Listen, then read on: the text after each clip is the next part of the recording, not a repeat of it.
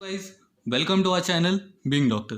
तो देखिए यहाँ पे आप देख सकते हैं कि हम लोग जो आज स्टार्ट करने वाले हैं वो है बस्ती विधि अध्याय। तो यह अध्याय बहुत ही इंपॉर्टेंट है और आप देख सकते हैं कि हर पेपर में यहाँ तक कि आज तक जितने भी आयुर्वेद के पेपर हुए हैं उसमें बस्ती का जो मेंशन है, बस्ती का क्वेश्चन आना फिक्स है। तो इस अध्याय को बिल्कुल मिस ना कीजिए और इसमें सारा चीज़ बताया जाएगा आपको, तो इसको अच्छे से समझिए। देखते हैं बस्ती की डेफिनेशन क्या होती है। बस्ती वो चीज़ है जिसमें मेडिकेटेड ड्रग्स रेक्टम के द्वारा दिया जाता है और यूरिनरी ब्लैडर के थ्रू दिया जाता है। जैसे यूरिनरी ब्लैडर काऊ का हो सकता है, गोट का हो सकता है, डियर का हो सकता है, शिप का हो सकता है, ठीक है।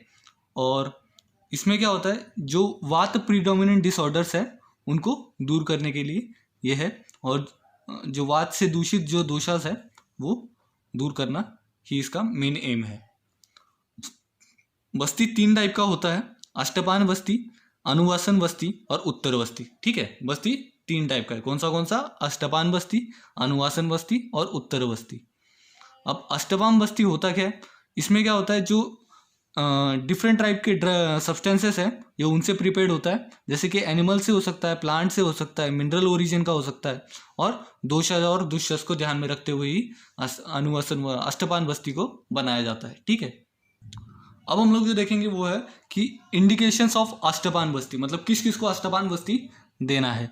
तो गुल्म जिनको एब्डोमिनल ट्यूमर्स हो रखा है उनको देना है, आना जिनको एब्डोमिनल डिस्टेंशन हो रखा है उन्हें देना है, और खुद जिनको गाउट है, गाउट यानी कि यूरिक एसिड जमा हो जाता है जॉइंट्स में तो बहुत सीवियर पेन होता है, उसको गाउट कहलाते हैं। ठीक है, एनलार्जमेंट ऑफ स्प्लीन हो गया है, डायरिया हो गया है, हाँ, पेन इन एब्डोमेन है, क्रोनिक फीवर है, कोराइजा है। कोराइजा एक इन्फ्लेमेशन होता है, ठीक है, एक टाइप का इन्फ्लेमेशन है। Obstruction of semen flatus faeces और स्क्रॉटल एनलार्जमेंट में, इन सब में ही क्या है, जो अष्टपान बस्ती हमें देना है। ठीक है, और इन कॉन्ट्रा इंडिकेशंस ऑफ अष्टपान बस्ती, मतलब किन किन को नहीं देना है। अब देखिएगा किन किन को नहीं देना है। एक्सेसिव अनकटवनेस, जिनमें अति स्निग्धता है उनको नहीं देना है। चेस्ट में इंजरी नहीं देना है। अर्ली स्टेज ऑफ डायरिया है उनको भी नहीं देना है। वॉमिटिंग वालों को नहीं देना है। सलाइवेशन, कफ, पाइल्स, ऐसे कुछ आप याद रख लीजिए। इन सबका हमको जो अष्टपान बस्ती है वो नहीं देना है। जैसे हिकअप्स वालों में भी हमें अष्टपान बस्ती नहीं देना है। डिक्रीज डाइजेस्टिव पावर वालों को अष्टपान बस्ती नहीं देना है। जिनकी मंद अग्नि है, अल्पवाहिनी, ठीक है, उनको नहीं देना है। हैविंग शॉर्टर रेक्टम, उनको भी नहीं देना है। हैविंग आफ्टर हैविंग मील, मील के बाद मतलब नहीं देना है अष्टपान बस्ती। इंटेस्टाइनल ऑब्स्ट्रक्शन, ठीक है, उनको भी नहीं देना है। और इंटेस्टाइनल परफोरेशन, मतलब जैसे वर्म्स होते हैं, जो इन्फेस्टेशन हो जाता है, वर्म्स जो हमारे इंटेस्टाइन में घुस जाते हैं या फिर हमें उसकी वजह से जो तकलीफ़ें होती हैं उसमें भी हमें जो है वो अष्टपान बस्ती नहीं देना है। और यहाँ पे दे सकते हैं कुष्ठ, यानी जो स्किन डिसऑर्डर है जैसे लेप्रोसी हो गया, उसमें भी हमें अष्टपान बस्ती नहीं देना है। डायबिटीज़ में नहीं देना है, मधुमेह है जिसे बोला है, ठीक है। और मसन सप्ताचा गर्भिणी, मतलब जो 7th मंथ प्रेगनेंसी में है उनको भी अष्टपान बस्ती हमें नहीं देना है। तो आगे देखेंगे हम लोग अनुवसन बस्ती जो है वो किन किन को देना है। अब person eligible for अष्टपान Basti are also eligible for अनुवसन बस्ती। हमने देखा ना अभी, जो अष्टपान बस्ती के जितने भी लोग हैं उनको भी अनुवसन बस्ती हम लोग दे सकते हैं। ठीक है, और स्पेशली इन अनुवसन बस्ती है जो किन किन को देना है, जिनकी ड्राई बॉडी है और इंक्रीज डाइजेस्टिव पावर है और वात की डिसऑर्डर्स ज़्यादा है, उनमें देना है। अनकट आफ्टर अनकट हाउस जो हम लोग बस्ती दे रहे हैं उसमें क्या होता है, जो वात होता है वो सम स्टेज में आना चालू हो जाता है। सम जो उसकी जो लेवल है उसमें आना चालू हो जाता है, मतलब जो नॉर्मल लेवल है वाता का उसमें आना चालू हो जाता है और बॉडी को स्ट्रेंथ प्रोवाइड करता है। अब हम लोग देखेंगे कि किस किस को अनुवसन बस्ती जो है वो नहीं देना है आपको। अब अनुवसन बस्ती में देखेंगे हम लोग, person contraindicated for अष्टपान Basti are not eligible for अनुवसन Basti also. ठीक है, मतलब जिनको अष्टपान बस्ती नहीं दे सकते उनको अनुवसन बस्ती भी नहीं दे सकते। जिनको अष्टपान बस्ती दे सकते हैं उनको ही अनुवसन बस्ती भी दे सकते हैं। It should be not be given for the following person. अब और क्या क्या बोला गया वो देखेंगे हम लोग। एनीमिया, जो कि ब्लड रिलेटेड डिसऑर्डर है, उसमें नहीं दे सकते। जॉन्डिस में नहीं दे सकते। डायबिटीज़ में नहीं दे सकते। कोराइजा में नहीं दे सकते। एनलार्जमेंट ऑफ स्प्लीन में नहीं दे सकते। डायरिया में नहीं दे सकते। ठीक है, और हार्ड बावेल्स जो क्रूर कोष्ठ होता है उसमें नहीं दे सकते। Abdomen enlargement of abdomen due to cough, इसमें भी नहीं दे सकते। कंजंक्टिवाइटिस में नहीं दे सकते। और एक्सेसिव ओबेसनेस, मतलब एकदम मोटेपे में भी नहीं देना है आपको अनुवसन वस्ती। इंटेस्टाइनल वर्म्स में नहीं देना है, ठीक है। और आर्टिफिशियल पॉइजनिंग में, गोइटर जो आयोडीन की कमी की वजह से होता है, आपको याद पता होगा। फिलेरियासिस, ये जो वर्म है जो इन्फेस्ट करता है हमारे इंटेस्टाइनल को, उसमें भी नहीं देना है। और enlargement glands in the neck में जो ग्लैंड्स है वो जब एनलार्ज होते हैं तो उसमें भी हमें अनुवसन वस्ती नहीं देना है। अब हम लोग आगे जो देखने जा रहे हैं वो वस्ती यंत्र है, ठीक है। अब वस्ती यंत्र जो जिसके द्वारा वस्ती हम लोग वस्ती दे रहे हैं वो कैसा होता है, देखिए। वस्ती यंत्र में हम लोग दो चीज़ें इंक्लूड करते हैं, वस्ती नेत्र, वस्ती पुतक, ठीक है। वस्ती नेत्र में क्या है, ये ऐसा लॉन्ग सिलेंड्रिकल ये जो है इंस्ट्रूमेंट होता है, और ऐसे भी साइजेस, अलग अलग साइजेस का होता है, वो उस पर हम लोग बात करेंगे। पहले देख लीजिए, वस्ती नेत्र can be prepared with the metal like gold से बना सकते हैं, मतलब सोने का बन सकता है, सिल्वर का बन सकता है, मेटल का बन सकता है, जेम्स का, कॉन्क शेल का, हॉर्न का, ठीक है। बोन्स ऑफ एनिमल, अलग अलग एनिमल्स के बोन से बन सकता है, बैम्बू से बन सकता है, ठीक है। स्टेम्स का बन सकता है। ये जो बनाने जिसका बन सकता है वो यहाँ पे बोला गया है।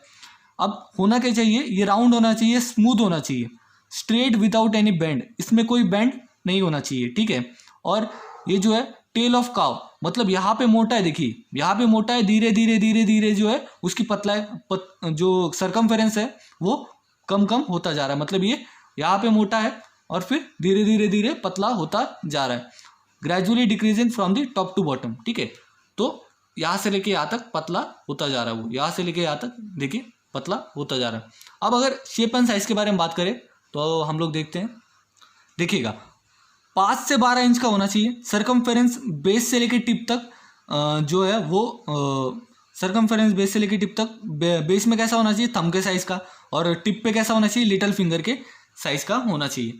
अब हम लोग एज के हिसाब से देख लेते हैं, अगर 1 ईयर से कम एज है तो 5 इंच का, और जो सरकमफेरेंस ऑफ द टिप है, जहाँ से वस्ती द्रव्य निकलेगा बाहर, वहाँ पे size of wild green gram, 1 year का है तो 6 inch size of green gram. आप इसका स्क्रीनशॉट खींच लीजिए और इसको याद आप कर सकते हैं, ठीक है। आगे हम लोग देखेंगे, size of nozzle can be increase upon the age, strength and physics of the patient, ठीक है। 2 रिजेस होते हैं बॉटम में, और इन रिजेस में क्या है, जो है वो बस्ती पुतों का फंसाया जाता है, ठीक है। एंड द टिप में जो है वो कॉटन पीस लगाया जाता है आफ्टर प्रिपेयरिंग दी बस्ती यंत्र, ताकि बस्ती द्रव्य बाहर ना निकले। ये जो 2 रिजेस हैं वो मैं आपको वापस दिखाता हूँ, आप यहाँ पे ध्यान से देखिए। ये जो 2 रिजेस है ना, इसको ही बोला गया है, इसके बीच में बस्ती पुतों का जो है वो फंसाया जाएगा। अब दोस्तों, अगर बस्ती पुतों का मतलब एनिमल बैग जो है उसकी बात करें तो ये यूरिनरी ब्लैडर का बना है, अलग अलग एनिमल से, जैसे गोट, शिप, पिग, डियर, काउ, इन सब का बना हो सकता है। ऑयल में सोक करना है, इसे वॉश करना है, ग्रीन ग्राम के जो मैदा ही बोल रहा हूँ, ग्रीन ग्राम का जो आटा होगा वो उससे वॉश करना है। वेन्स एंड ग्लैंड जो है ब्लैडर पे वो निकल जानी चाहिए, और स्मेल कोई आनी नहीं चाहिए। इसको अच्छे से आपको जो है सेंट के स्मेल से जो डिकॉक्शन है, अच्छे डिकॉक्शंस है, मतलब जो अच्छा आपने जो दवाई बनाई है उससे भरना है, और इसको wash preserve it after washing, तो इसको प्रिजर्व करना है वॉश करने के बाद, ठीक है। और if the urinary bladder is not available तो हम लोग क्या ले सकते हैं, नेक ऑफ वाटर बर्ड की जो नेक है वो ले सकते हैं, मतलब जो गर्दन है वाटर बर्ड की वो ले सकते हैं। एनिमल स्किन ले सकते हैं, कोई भी थिक क्लॉथ बैग ले सकते हैं, और जिसमें बी वैक्स हो, जो बैग है उसमें बी का वैक्स होना चाहिए, मतलब जो हनी बीज है उनका वैक्स होना चाहिए, ठीक है। प्रिपरेशन ऑफ वस्ती यंत्र प्रिपेयर करने के बाद हमें क्या करना है, देखिए। जो फिलिंग ऑफ वस्ती पुतक रिक्वायर्ड क्वांटिटी ऑफ वस्ती द्रव्य put at the base of वस्ती नेत्र इनटू इट, ठीक है। तो वस्ती पुतक भरने के बाद जो है वस्ती यंत्र पे उसे लटकाना है, ठीक है।